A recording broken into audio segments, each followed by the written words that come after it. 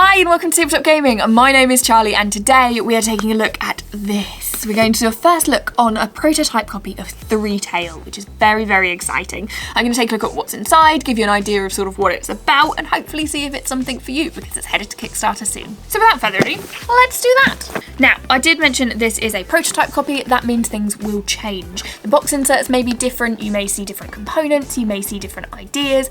All of these things are pretty standard when we get a copy before it goes to Kickstarter, but it is something that I want to warn you about. Now, if we do the sort of tick boxes, it is for up to 3 players. It takes 2 hours to play and it's for ages 14 plus. Okay, so immediately we're confronted with stuff, which is always helpful when you want to play a game. First of all, we have our future book, the ThreeTale future book, which I do believe contains the sort of campaigns that we're going to be playing through. So each of those, as we begin, for example, with the 9 rings of creation, and we make our way further through with the information flood, the parallel land, and that gives you an idea of setup of what to expect and what you're going to be trying to achieve in each turn, which is great. Moving on from that, we have the rulebook, which is going to explain how we do what it is that I've just said about.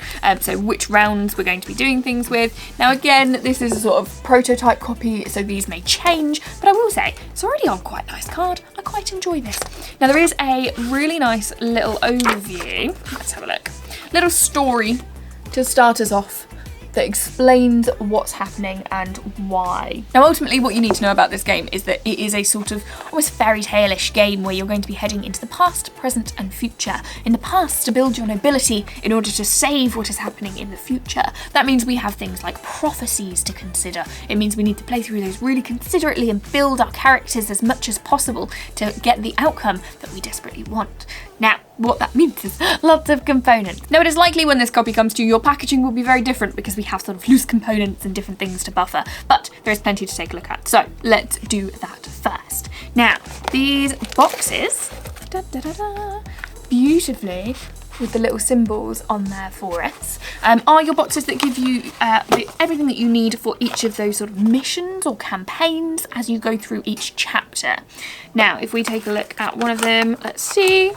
So in here, we have some specific tokens that we're going to need, as well as some additional cards that come in there too.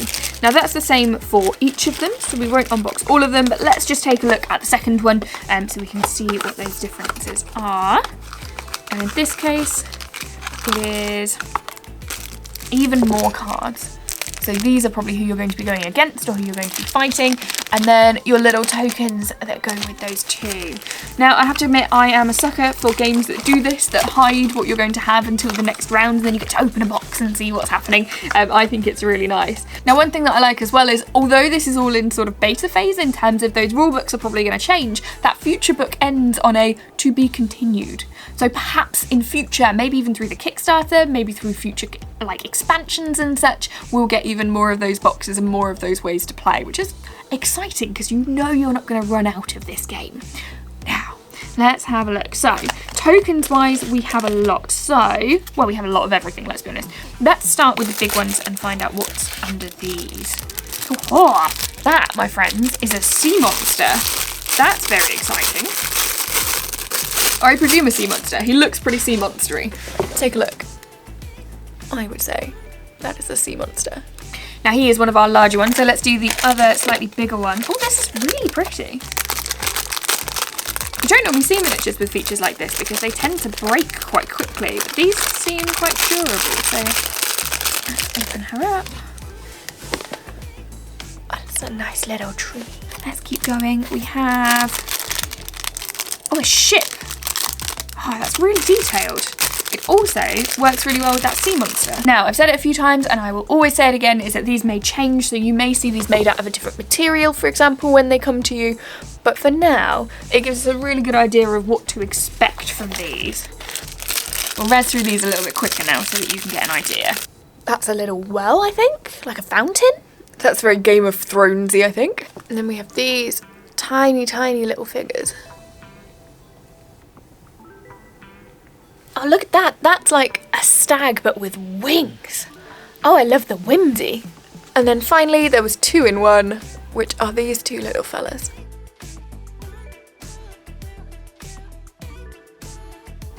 Okay, so we know now that we've got a ton of little creatures. We know that we've got our stories in boxes, but we don't know who we're gonna play as. So let's do that next. These are our character boards, and they are delightfully large. Let's have a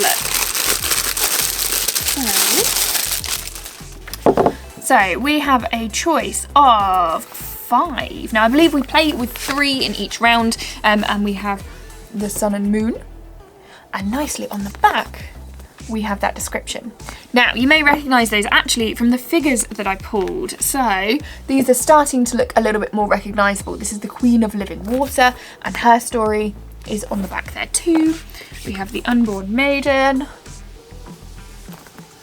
the Youngest Son, and my personal favourite, the Silver Deer. So I called it a stag beforehand, but we're going with a silver deer for this one with all the information on the back. Look at those wings, it's so lovely. Now, you'll see on those there are upgrade options. So these, as we go through, if you can complete those, you will gain those bonuses. And then you've also got these bits up here to complete too, look. Now you'd think I'd stop there, but of course not. There's all those components that I mentioned. So we have the tiles, let's do those first. So these are a selection of map tiles that you're going to lay down. There will be specific ones that you need for certain adventures, so you'll find those out, but each of those may contain something, so you may find stuff if you proceed in that direction, and you'll lay those out as you play. So with that exploration, obviously you'll find things, so let's look at what some of those things might be. There's all sorts, so we've got like the fisheye, the aiding horn, the wings of protection, now that sounds cool, and quite a lot more, to be fair. There's plenty for you to find on your adventures. But before I go any further, I'm going to talk about prophecies.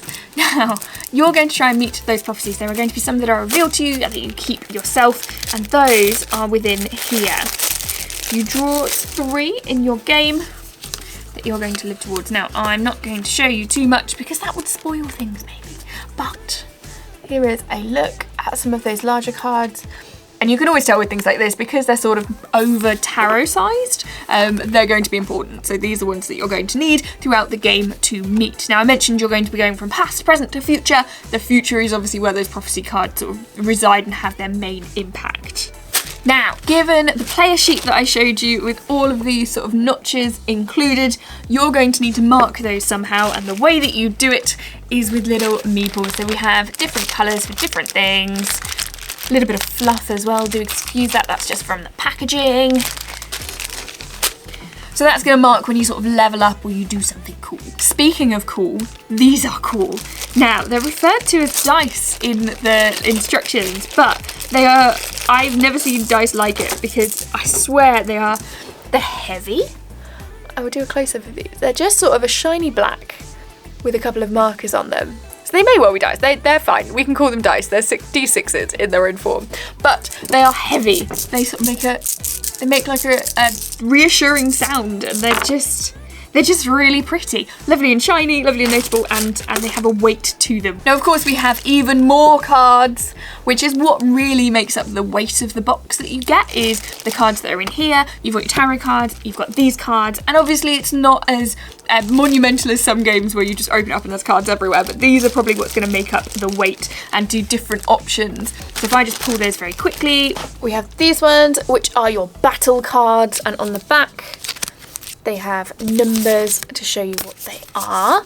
Let's have a look, there's a Wolf of Terror. Then these ones, which are future cards, you have aiding, hostile, conditional, and special cards to consider. And finally, the one that we all look forward to, especially as we play as rogues, is treasure cards. So we've got all sorts of different bits and bobs that you can pick up. And the components themselves. So at the bottom we have battle tokens, to the left we have the sacred stones, and to the right we have our quest tokens. Then we also have at the top our damage tokens, and then our treasure tokens. So there you have it, a first look at ThreeTale. There is certainly plenty here, and that's what you can take away from it, is this game is going to have a lot to it, lots to consider, lots to draw you in and keep your attention, and it's very sort of campaign-led, so you're going to be taking yourself through quite an epic story that spans past, present, and future, which just sounds glorious. Now this game will be available through Kickstarter initially. I will pop all the links that you need in the description below. If you want to check us out, you can head to tabletopgaming.co.uk. You can also like and subscribe to see more from us. And do please pop in the comments any questions, thoughts or comments that you have, because I love being able to talk about games for a little bit longer. So pop those in the comment section. As always, thank you so much for watching and have a great day. Thanks!